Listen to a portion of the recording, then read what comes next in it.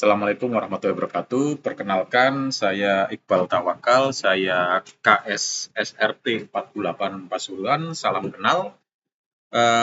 Izinkan pada kesempatan kali ini saya akan mempresentasikan tentang analisa kasus 4, yaitu kasus yang menimpa Rara.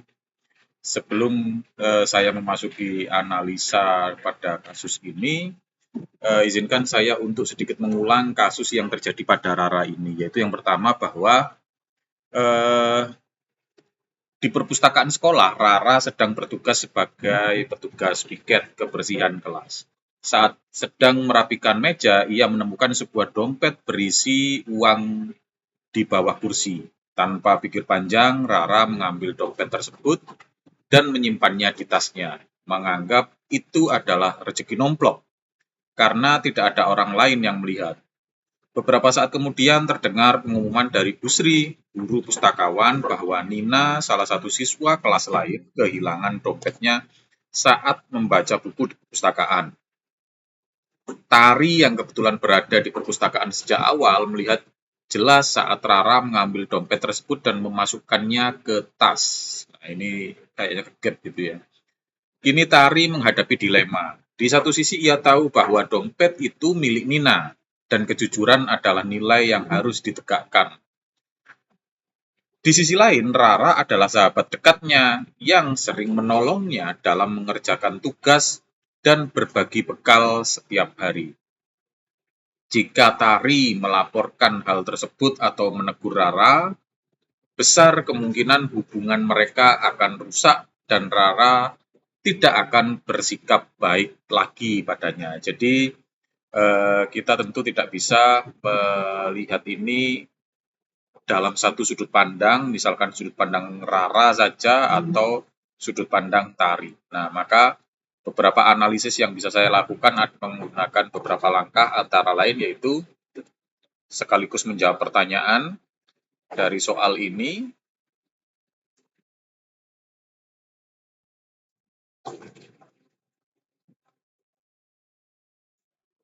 Nilai-nilai yang saling bertentangan bisa kita uraikan. Yang pertama adalah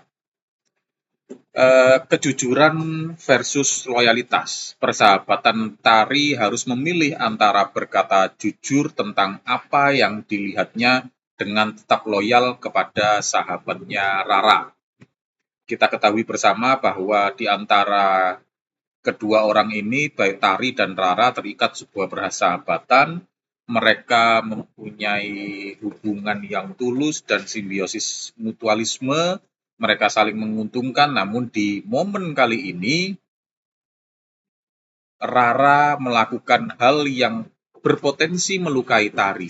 Namun, Tari bisa memilih apakah tetap dia berpegang teguh pada nilai-nilai kebenaran dengan melaporkan Rara. Konsekuensinya adalah bahwa hubungan mereka yang bisa dipertaruhkan. Yang kedua adalah keadilan dan hubungan personal.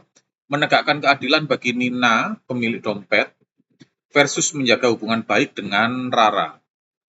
Yang ketiga, integritas dan kenyamanan pribadi. Berbuat benar meskipun ada resiko kehilangan bantuan dalam tugas dan kehilangan teman.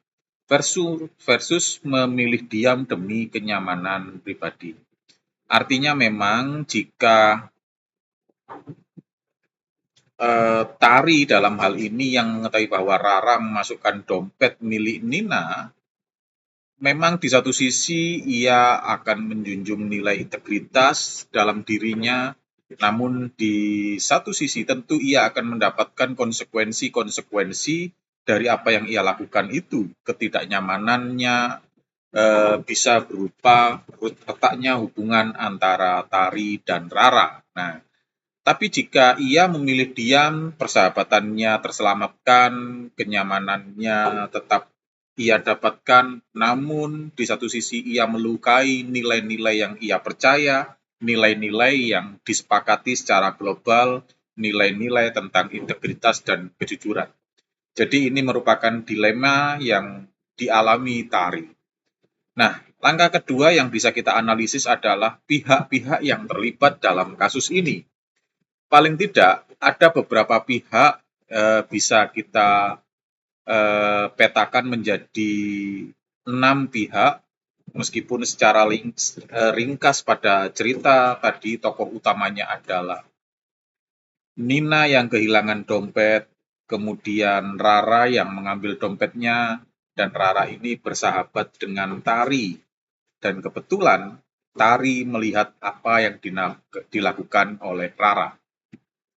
Namun jika kita perinci dari uraian itu, ada pihak-pihak lain yang terlibat selain Tari, Rara, dan Nina. Di antaranya adalah Busri selaku guru pustakawan yang membuat pengumuman tentang kehilangan dompet Nina, kemudian yang tidak tercantum dalam uraian, namun secara tersirat nampak dalam uraian adalah yaitu komunitas sekolah.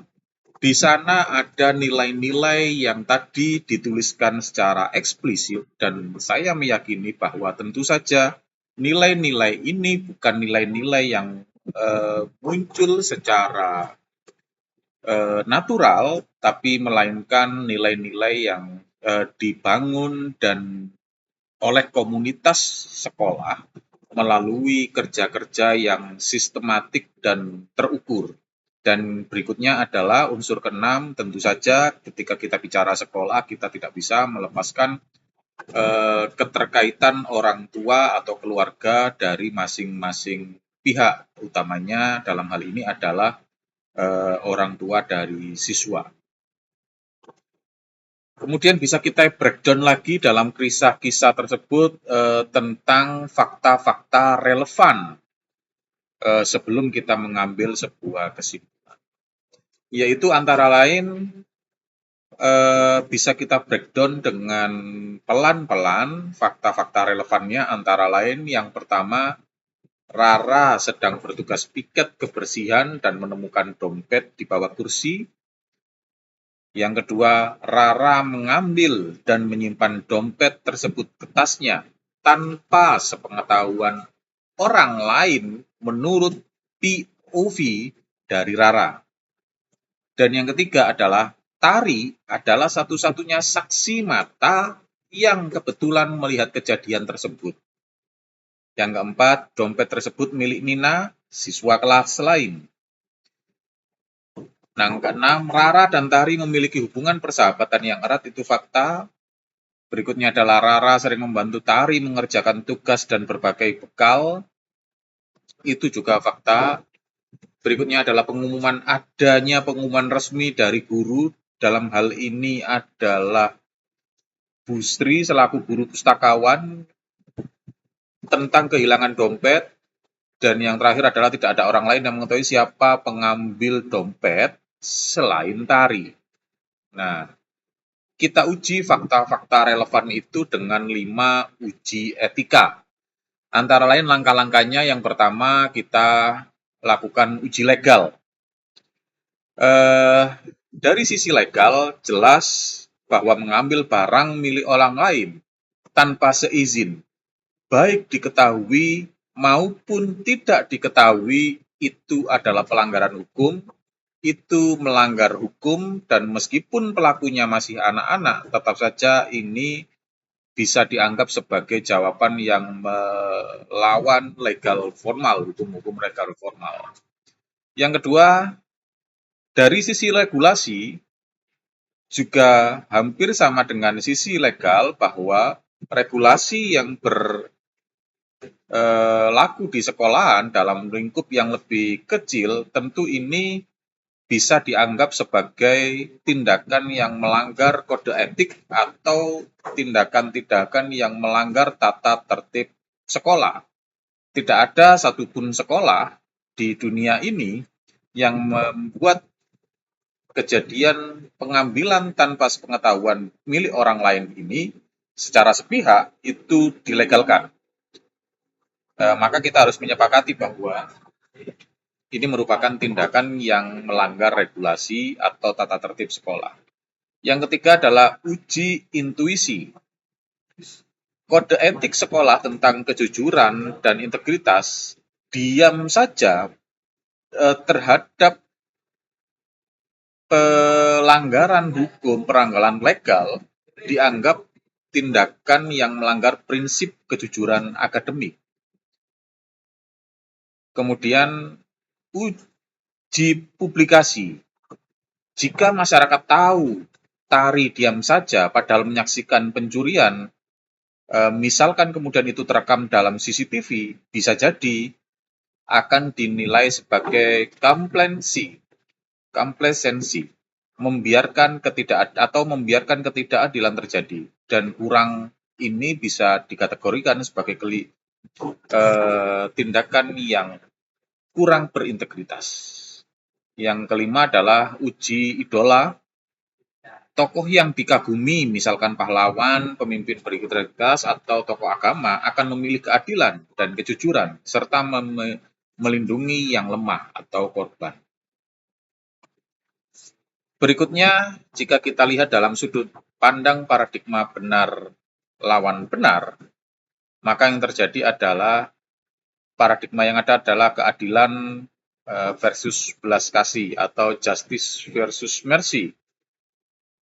Nilai keadilannya adalah mengembalikan hak Nina dan menegakkan aturan sekolah di satu sisi, tapi belas kasih di sini bisa bermakna bahwa memberi kesempatan pada Rara melindungi sahabat dari konsekuensi buruk. Juga selain justice versus mercy, ada individu versus kelompok, individual versus community.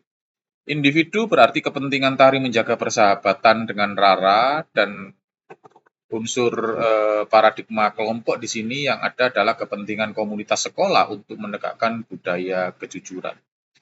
Itu adalah hal-hal yang bisa kita analisa dari kejadian soal ini, yang pada analisa-analisa ini bisa kita putuskan bahwa yang pertama, tari jelas harus mengambil tindakan dengan urutan prioritas sebagai berikut.